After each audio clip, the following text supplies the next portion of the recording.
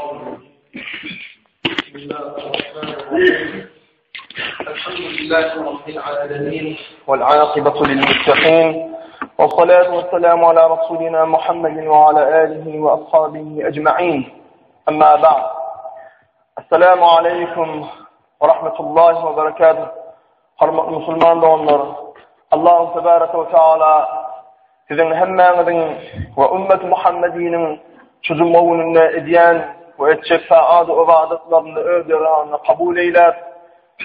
Biz Müslümanları hakikatten ümmet Muhammed'den aylandırıp doğru yolunu hidayet eyler, salih ve sadık bennelerin hatarından aylandırsın. Ve kıyamet mahşer gününde öd rahmet bilen radi olup Peygamber aleyhissalatu vesselam'ın şefaatine nail eylesin. Amin ya Rabbel alemin.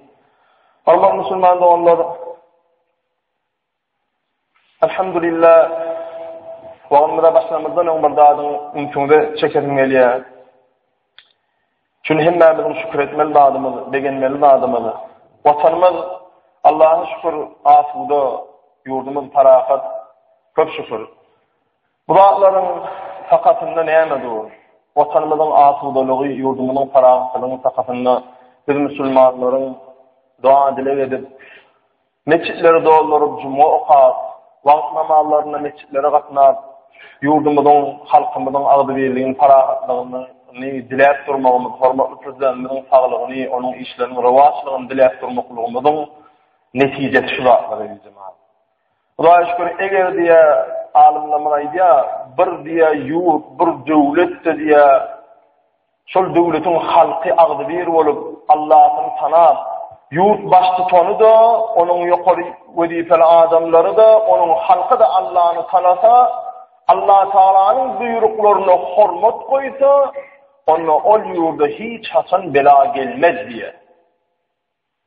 Eğer yurt baş tutanı, o yukarı vazifeli adamları, halkı Allah'ını tanıman, Allah'ın nerede olacak işlerini ediyen olsa, ona ol yurda hergir bela gelecektir, hergir keselden, hergir afatlardan gözü açılmaz diye. O hakikatten de durmuşta görüyoruz, Allah'ın tanıman, ağzını tılgıtıp öğren yurtluğun ne il kötü yerliğini. Ve elhamdülillah, bizim yurdumuzda, yurt baş tutanımızdan başlayıp, küçük ayaklarımızda kendini udaya şükür, %80, %90 Allah'ın tanıyan. Namaz okuyan, okumayanı da hemmeti Allah'ını biliyor. O bir gün duracak namazı diye, olurman basım namazı durmaklığını da bir Müslümandan gayret etmeye gerek. Bir Müslümanlar özümüzden özüge Müslüman doğanlarının hakiki Müslüman olmağını, yani namazlı orada değil, öz şeriatına boyun olmayan Müslüman olmağını biz namazlı Müslümanlar gayret etmeliyiz. Hudağa şükür geçenlerde gördüğümüz hormatlı prezidentimiz Türkmen dini ders desurlarına hormat koyuyor ve eğeriye Sadullah Rozmet dilen adamın belli günlerini görülüp ona ayet okutturup bu ullukan Müslümançılığa, Müslümanlara ve özünün Müslümanlığını eşkil ediyen de ve bu ullukan hormat ve ullukan bir Allah'ın tanıyışın bir görünüşü. Hudağa çok şükürler olsun. Hormatlı Müslüman da onlar cumamızda da inşallah soruların kabirlerin üstünde durmak için ayarlı onlarımızdan bir soru veriptir. Hormatlı man deyiptir, geçen cumalarda Peygamberlerin adlarını ve onların atalarının adını tanıttınız. Peygamber aleyhisselamın ayarları var arada ayda aytanız, ayarlarının tanı aytanız, ayda aytanız bir fahişesidirler. Hormatlı Müslüman da onlar, ondan tamam bir soru, bunu erkek de onlarımızdan geliptir. Bu da hormatlı man geçen cumalarda Kavrada varada durdunuz, şonu kaysalap yaşlarımızda ünlü etkeniz deyiptir de. İnne Peygamber Aleyhisselam'ın ayarları varada birazcık durup geçeyleyim. Bu ayarlar onumuzun soru yerlikli oluptur. Çünkü Peygamber Aleyhisselam'ın ayarları varada Kur'an-ı Kerim'de bir de ayet var.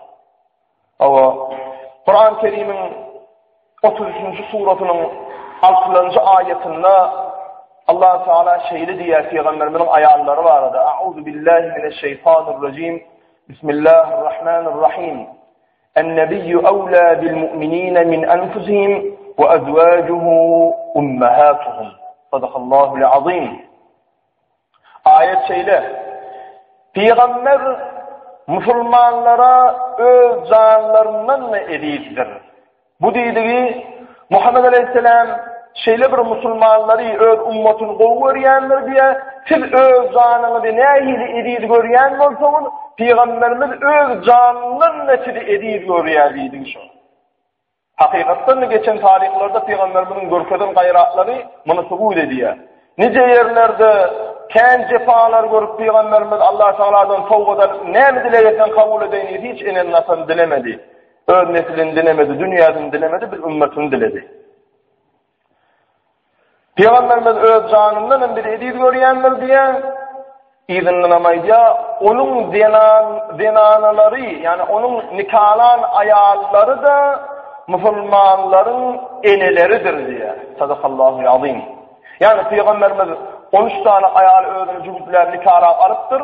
Ayette Allah Teala'nın hükmüne göre biz Peygamber Aleyhissalatu vesselam'ın ayallarını falan enemiz deyip tutmalı, o enelerimiz hasat etmeli. O ayal avşaklarımız şol denalalardan görüllü almalı. Takvalığı, yollaşına vefalılığı, ayal depti surlarını şol Peygamberimizin zenanalarından öğrenmeli. Bu enelerimizin adını tanıtmaklığı haişe distirler. İnşallah başardığımızdan tanıdaylayın.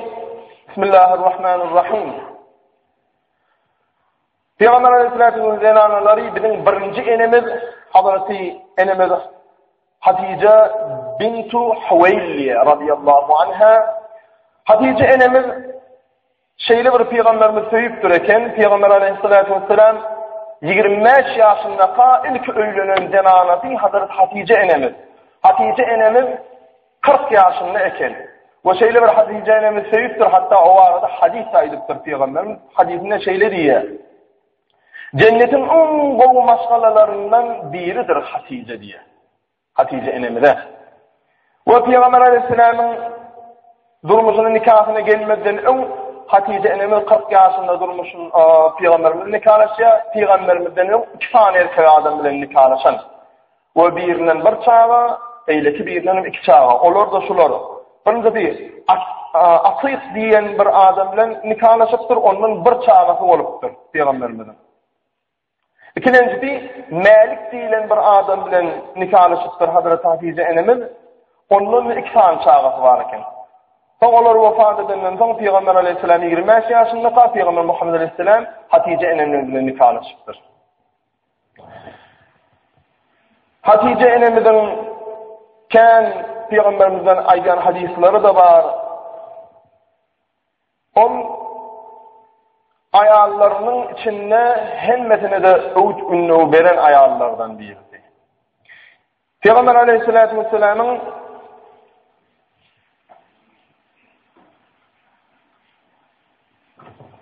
Hatice enemiz 64 yaşında dünyadan ötüye ölmelerde makberiye deyilen yerde hücum nileyen yerde defnediliyor.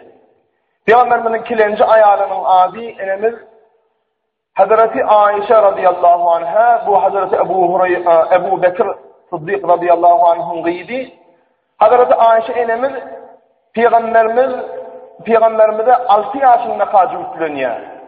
6 yaşında Peygamberimize cütleniyorlar ve 9 yaşında içenli öz enesinin atanın oyunu Hazreti Ebu Bekir Sıddık'ın oyununa oluyor ve 9 yaşında Peygamberimizin oyuna getiriliyor. Kan hadisler rivayet eden Hatice Ayşe enemiz ödü Hicretin 57. yılında Pişenbe günü Medine-i Münevvere'de vefat ediyor. Dünyadan gayda Ramazan ayının 17. günü. Öde Cennetil Baqi diyilen evliyada daylanılıyor. Üçüncü enemiz Peygamberimizin üçüncü ayali enemiz Hazreti Hafsa radıyallahu anha. Bu da Hazreti Ömer'ün gıybi. İkinci halif Hazreti Ömer'ün gıybi. Bu enemizde birinci adam ki ön maşgalı görün Huneys diyilen adam. Ondan Peygamberimiz o dünyadan ayrılan Peygamberimizden cümleye. Zaman şu 13 ayalının Peygamberimiz gıyr haline, gıyırlığına alanı Hazreti Ayşe enemiz. Qalan hemme dedi dulluğunu alan peygamberimiz. Hazreti Hafsa enemizden Şaban ayının içinde vefat ediyor. Hicretin 45. yılında 60 yaşında dünyadan ötüyor. 4. enemiz adı Hazreti Ümmü Seleme radıyallahu anha. Bu da peygamberimizden Ebu Seleme deyilen adama maşgala oluyor. Ondan sonra Peygamber aleyhisselam özüne cütleye. Bu enemizde Yezid Beni Muaviyanın vasfında Hicretin 60. yılında dünyadan ötüyor, 84 yaşında. Cenazasına da Hazreti Ebi Hureyre okuyor. Cenazasına aman oluyor. Bu enemizde Cennetül Baqi deyilen yerde zaileniliyor. Hazreti Muhammed Aleyhisselam'ın 5. ayali enemizin adı Ümmü Habibe radıyallahu anha. Bu da Ebu Sufyan'ın gayri. Peygamberimizden Ubeydullah Beni Cahş deyilen adamın ayalı oluptur. Ondan sonra Peygamberimize cütleniyor. Bu da Kureyş tayfasından eken öden Muaviyanın dövrünü dünyadan ötüyor 36. yılda. 6. enemiz Hazreti Sevde Beni Zemga diye. Bu da Peygamberimizden öz doğan oğlunu Serkan bin Ömer deyilen adam bilen cütleşiyor. O dünyadan gidenden sonra Hazreti Muhammed Aleyhisselam özünü cütlep alıyor. Bu da Medine-i Münevvere'de 54. yılla, Hicretin 54. yılla dünyadan gaydiyor. 7. enemiz Hazreti Zeynep binti Cahş. Erki Zemra'nın kardeşlerinden Zeynep binti Cahş deyilen ayalı öğreniyor. Bu da Peygamberimizden Zeyd ibn Harisa'nın ayalı oluyor. Sonra da Resulullah sallallahu aleyhi ve sellem özünü cütlep alıyor. Bu enemiz Hicretin 20. yılında Hazreti Ömer'in radıyallahu anh'ın dövründe vefat ediyor. 53 yaşında. Bu da Cennetül Baqi deyilen yerde zalim ediyor. 8. enemiz Hazreti Zeynep binti Huzeyme. Bu enemizde Adam dünyada insan peygamberin önkü adını tapmadım belli. Bu da önkü adam dünyadan ötürü son peygamberimiz önünde cütleye. Bu enemizde Rabbiyel ahir ayında 4. ayında 4. yıl dünyadan ötüyor. Bu da Cennetül Baqi'de zaileniliyor. 9. enemizin adı Hazreti Meymuna bintil Haris diye radıyallahu anha. Bu da Peygamberimizin ahirki cütlen yaşlarına ve aidiyat edeceğim. Bu da Peygamberimizin ahirki insan cütlen maşgalası oluptur. Bu enemizin 50-51 yaşlar, 50-51. yıllarda Kâravayet 50. ile vefat etti diye, Kâravayet 51. ile vefat etti diye.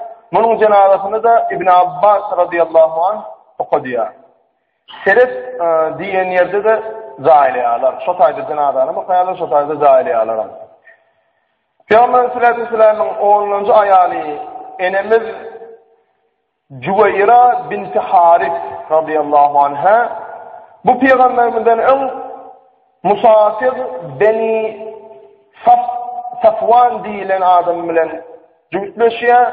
O dünyadan aydınlanan sonra Peygamber Aleyhisselam önüne cütlüyor. Bu da Rabiul Evvel ayında 50. Hicretin 50. yılında dünyadan ötüyor. 10. enemiz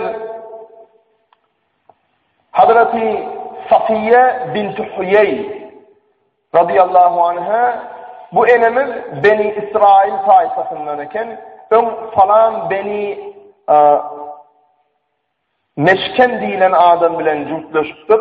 O dünyadan aydınlanan Peygamber Aleyhisselam özüne cütlüğe kalıptır. Ramazan ayında dünyadan ötüptür 50. yılında.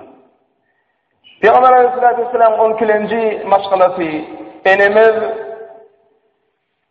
Hazreti Mariye-i Kıptiye radıyallahu anha. Bu enemizi İskenderiye'nin padişahı Mukavkus deyilen adam iyi veriyor.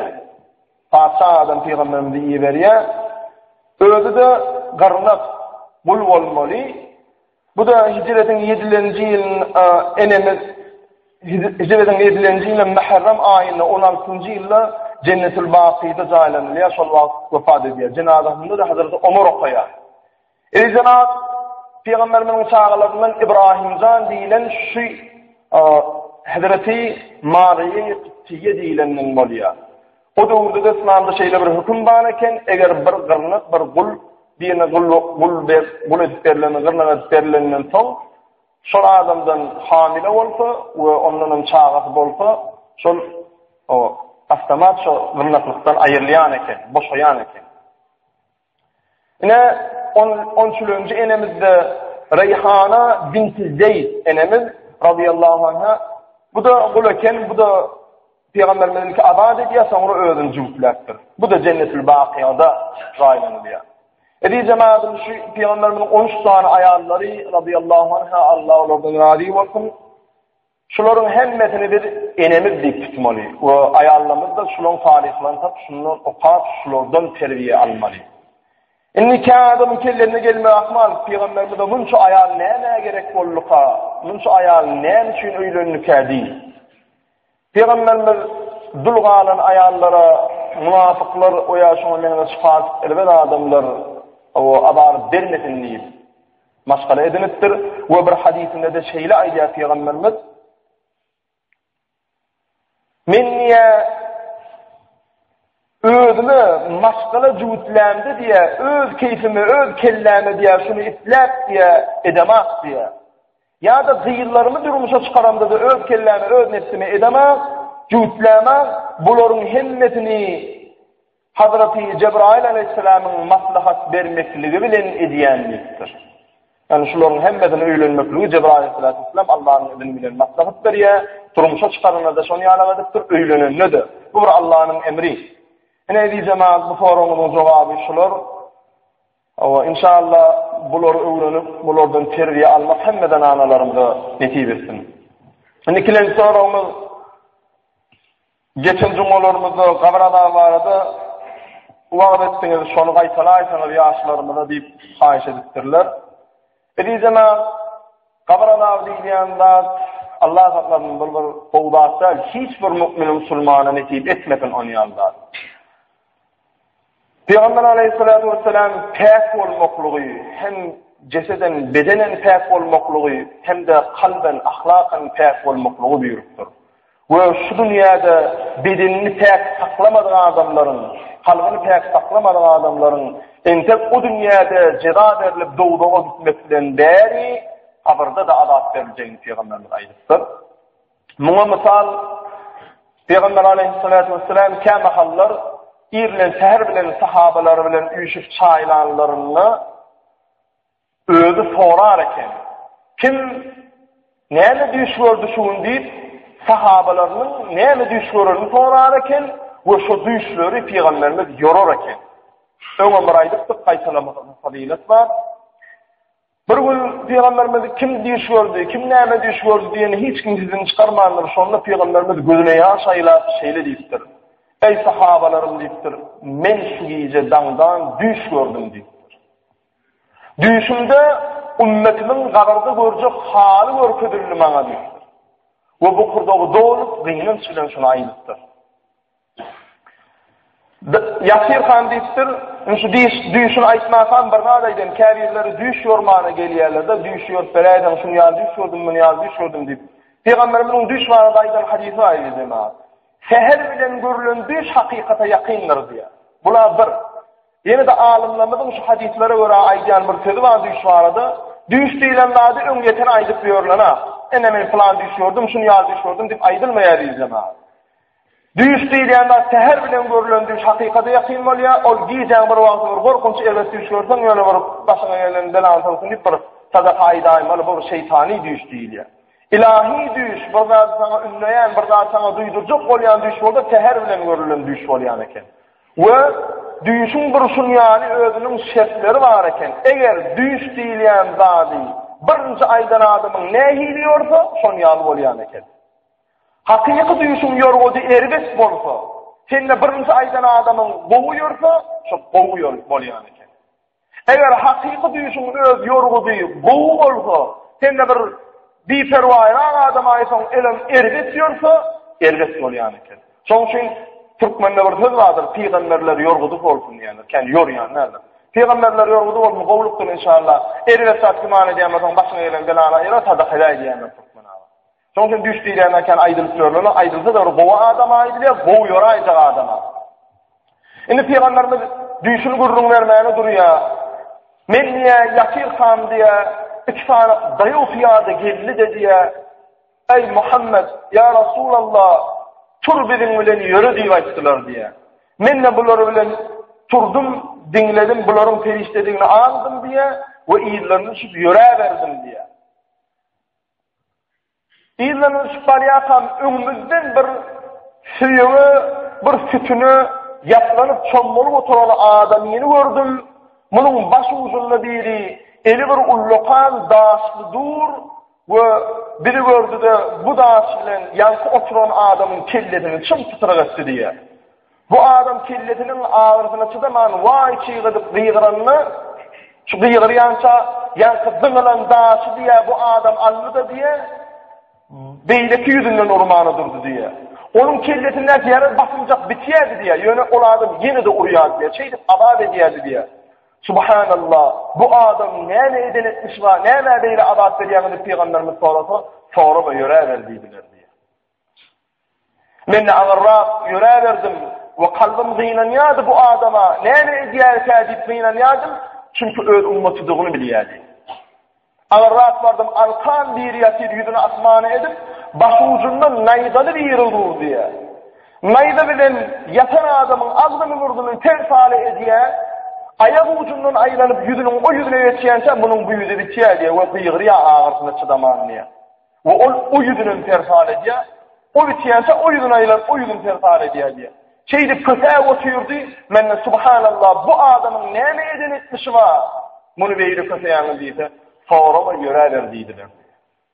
Bunun cevabı esmen yürüdüm, önümüzden bir zay çıktı diye. İçi ottan dolu, ottan yana daşını yalınlas parayan bir zay, içinde yarım yalınlas erkek bu ayarları gördüm. Ol otlu zayın içinden çıkıp bilmem çiğik vağıdıp ağlayadılar. Bunları görüp benim yüreğim kıynanlı diye.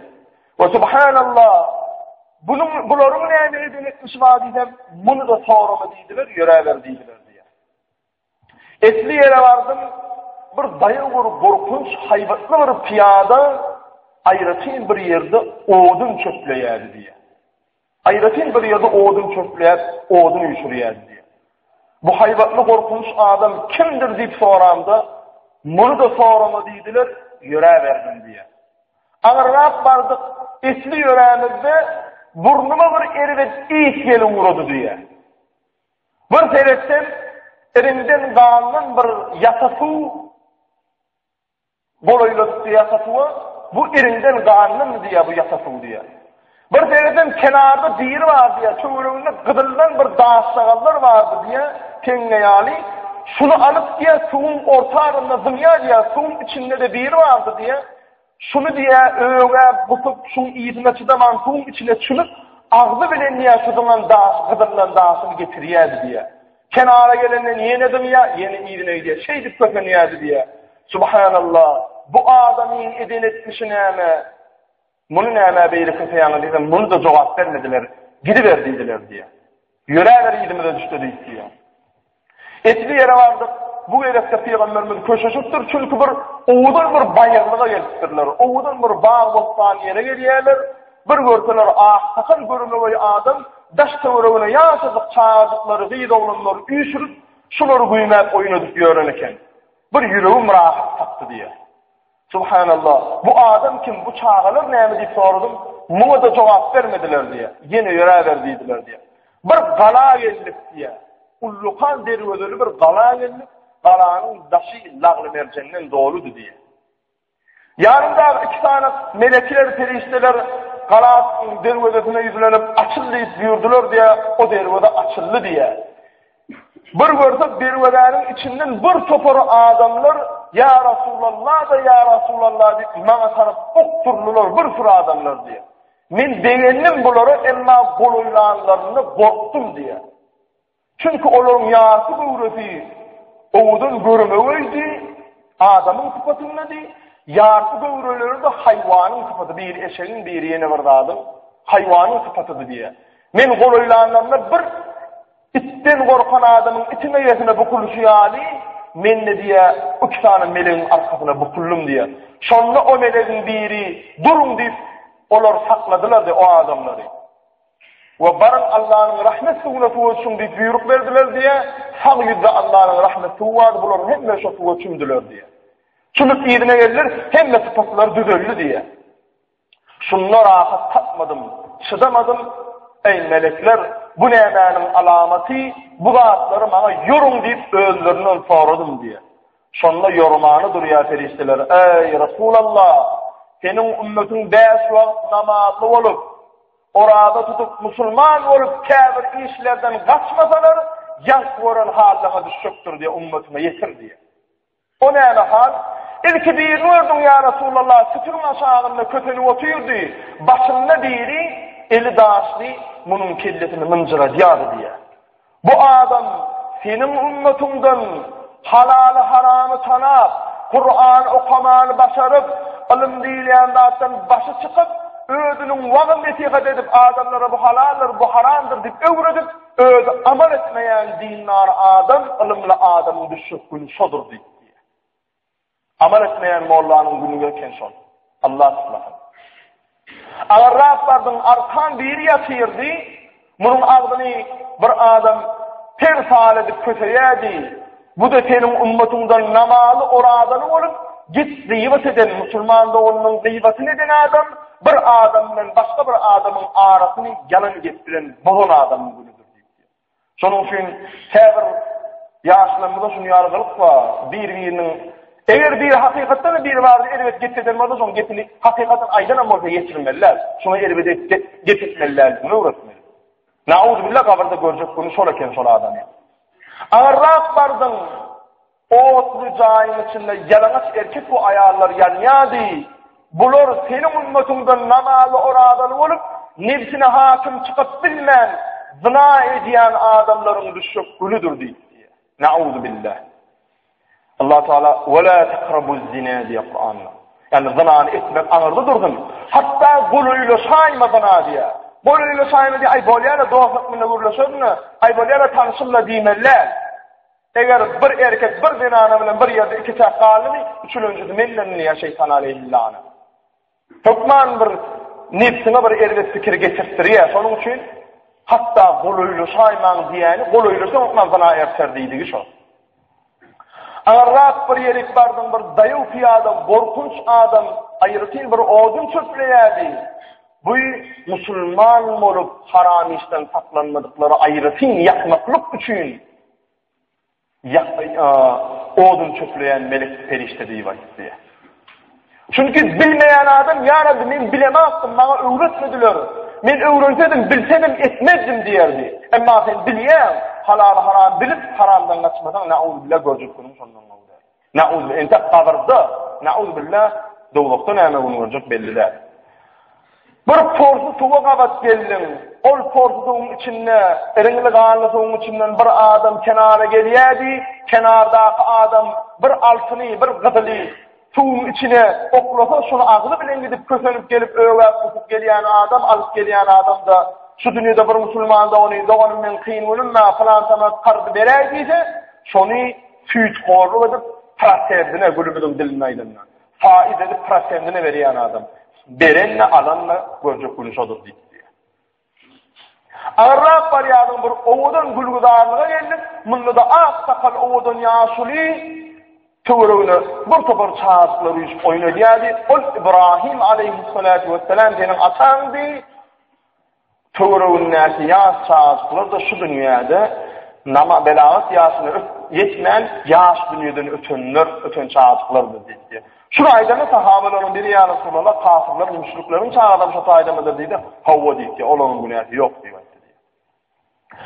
Ve bu karar gelir, kararın içinden yarısı göngresi, erbet hayvanın sıfatı, yarpı gowretide adamyň sypatyna adamlar da senin musulman ümmetиnden birde halal, birde haram. Namaz okaplar bir gördün çirin çekipler. Namaz okaplar bir gördün nafas tutuyor. Namaz okaplar bir gördün araq içgen kafede gezipler. Namaz okaplar bir gördün Allah Teala'nın yine bir şumanı haram iş ettiyor. Halal bilen haramı gariyan adamların düşük günü şodur diye. Nauzubillah, musulman doğanlar şu dağlardan ägä bolaýyn. Biz musulmanlar okan namazı urpüden gurwagatyny deýenap diýdirmeli däl. Şu namazlı adam ýaly bolaýsa, şu namazlı adam ýaly halal bolaýsa, haramdan gaçyp bileýsek diýip özümizden özüge musulman doğanlarymyza awadyk edibilýän musulman doğanlarymyza we başgalara, gaýry dinlere we şuňa meňleşlere biz görelli bolmaly. Şoň üçin gaýrat edeýin. Allah tebaraka ve Taala'nın dinler bolaydı. Allah'ın razılığını her yer gözletek. Allah bizi bu dünyada da, iki dünyada da, o dünyada da saadete erdirer, bahtiyarlığa erdirer inşallah. Ve ahiru da'vana elhamdülillahi rabbil alamin. Ve sallallahu teala ala khayri halqihi Muhammed ve ala alihi ve ashabihi ecma'in tayyibin tahirin ve ala sairil enbiya'i vel mursalin. Ve ahiru da'vana elhamdülillahi rabbil alamin. Cümle.